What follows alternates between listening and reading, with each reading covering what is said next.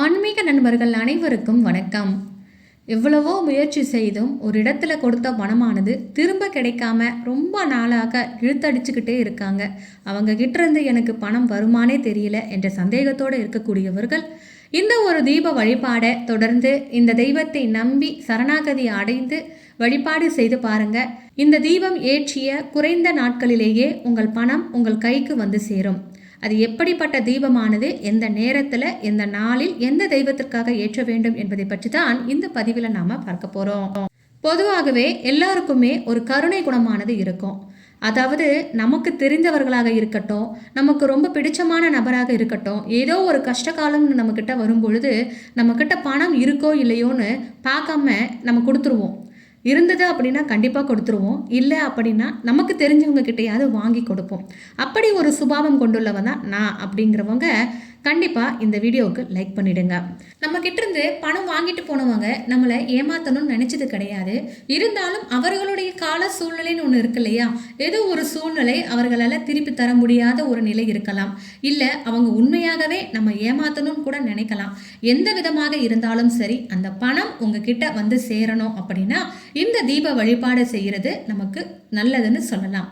தொடர்ந்து இந்த தீபத்தை ஏற்றுவதன் மூலமாக நமக்கு நிச்சயமாகவே நல்ல பலன் கிடைக்கும். இப்போ இந்த தீபத்தை எந்த தெய்வத்தை நினைத்து ஏற்றுவது என்று பார்த்தீங்கன்னா, சிரஞ்சீவி அந்தஸ்தை பெற்றவராக சொல்லக்கூடியவர் ஆஞ்சநேயர். இது எல்லாருக்குமே தெரிஞ்சது தானே. இந்த தெய்வத்தை வைத்துதான் நாம இந்த தீப வழிபாடை செய்வோம். எங்கெல்லாம் இந்த பூலகத்துல ராமா என்ற திருநாமம் ஒலிக்கிறதோ அந்த இடத்துல ஆஞ்சநேயர் சூட்சமமாகவே நம்முடன் இருப்பார் என்று சொல்லப்படுது.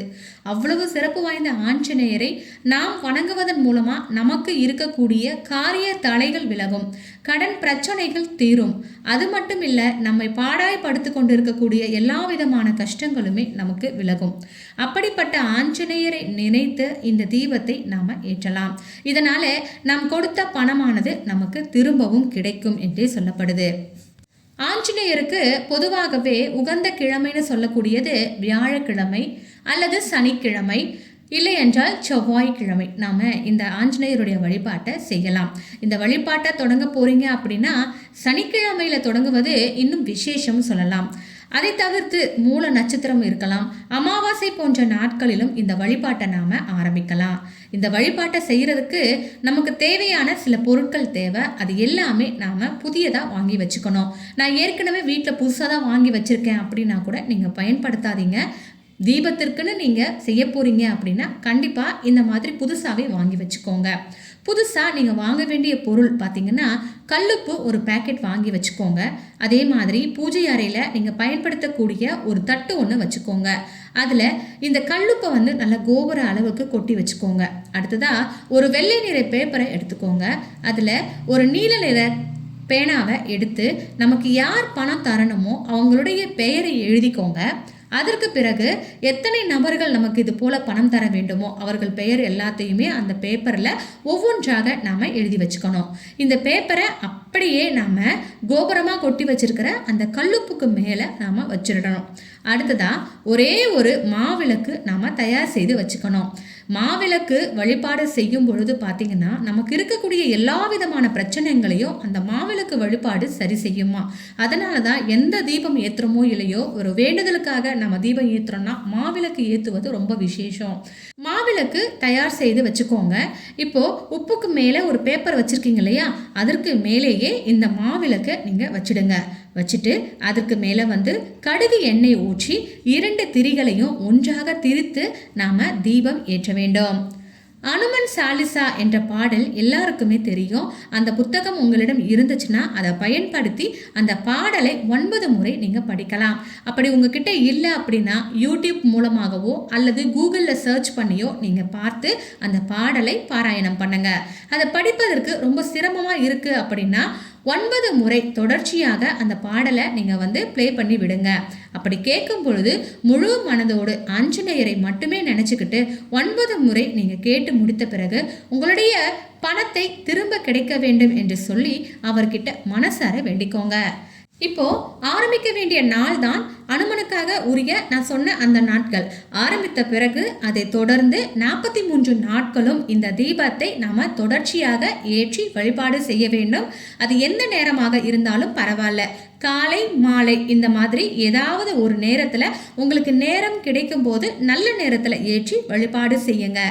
ஏற்றி வைத்த மாவிளக்கை மட்டும் தினமும் புதியதாக நாம் மாற்ற வேண்டும். அதற்கு பிறகு உப்பு, பெயர்கள் எழுதிய அந்த பேப்பர் அப்படியே இருக்கட்டும். ஒவ்வொரு நாளும் ஏற்றிய மாவிளக்கை மறுநாள் கால்படாத இடத்துல நீங்கள் போட்டுடலாம். 43 நாட்களில் மாதவிடாய் நாட்கள் வந்துச்சுன்னா அந்த நாளை தவிர்த்து விட்டு நீங்கள் அடுத்ததாக கணக்கில் எடுத்துக்கொண்டு விளக்கை ஏற்றி வழிபாடு செய்யலாம். தொடர்ந்து ஒவ்வொரு நாளுமே அனுமனுடைய அனுமன் சாலிசாவை பாராயணம் செய்து உங்கள் வேண்டுதல்களை மனதார நீங்கள் வைத்துக்கோங்க. ஒரே ஒரு கோரிக்கையை மனதார வைத்து நீங்கள் பிரார்த்தனையை வச்சுக்கோங்க. 43 நாட்கள் கழித்து கல்லுப்பை தண்ணீரில் கரைச்சிட்டு அந்த பேப்பரை தண்ணீருக்குள்ளேயே போட்டு நல்லா கரைச்சிடுங்க. இதை அப்படியே நீங்கள் கால்படாத இடத்துல போட்டுடுங்க. தினமும் அனுமன் சாலிசா 9 முறை படிக்கவோ கேட்கவோ கண்டிப்பாக நாம் செய்யணும். உப்பை இந்த முறையில் நாம் தீபம் ஏற்றி ஆஞ்சநேயருடைய வழிபாடு செய்யும் பொழுது ஆஞ்சநேயருடைய அருளால் நாம் கொடுத்த பணம் கொடுத்த இடத்திலிருந்து எந்தவித தடையும் இல்லாமல் நம்மை சேரும். அது மட்டும் இல்லாமல் அந்த நபரிடம் இருந்து உங்களுக்கு ரொம்ப நாளாக தடைப்பட்டு கொண்டிருக்கக்கூடிய பிரச்சனைகள் எல்லாமே சரி செய்யும். கண்டிப்பாக இந்த முறையில் அனுமனுடைய வழிபாடை 43 நாட்கள் தொடர்ந்து செய்யும் பட்சத்தில் உங்களுக்கு திரும்பி வரவே வராது என்று நினைத்த பணம் கூட உங்கள் கைக்கு சீக்கிரமாக சேரும். அது மட்டும் இல்லாமல் உங்கள் வீட்டில் இருக்கக்கூடிய கடன் பிரச்சனைகளும் தீரும். கண்டிப்பாக இந்த பதிவு உங்களுக்கு பயனுள்ளதாக இருக்கும்னு நினைக்கிறேன். இருந்தால் உங்களுடைய உற்றார் உறவினர்களுக்கு ஷேர் பண்ணிவிடுங்க.